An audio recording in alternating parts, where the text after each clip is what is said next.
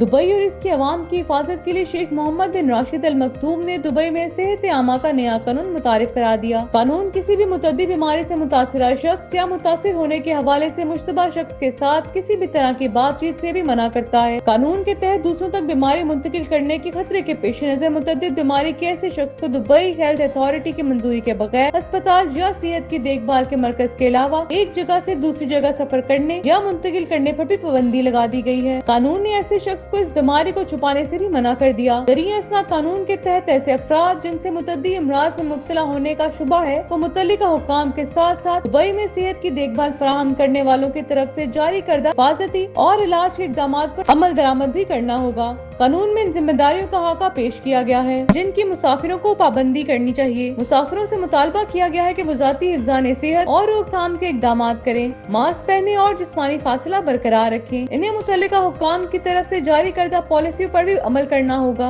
अमारात की बंदरगाहों पर मुतल्लिका हुक्काम, तिब्बी टीमों और सेहत की देखभाल के खिदमात फराहम करने वालों को इनकी दरख्वास्त करदा मालूमात और डाटा फराहम करना होगा। मुतअद्दी बीमारी वाले शख्स दुबई हेल्थ अथॉरिटी और वफाकी और मकामी हुकूमत एजेंसियों समेत मुतल्लिका हुक्काम मुतला करना लाजिम होगा।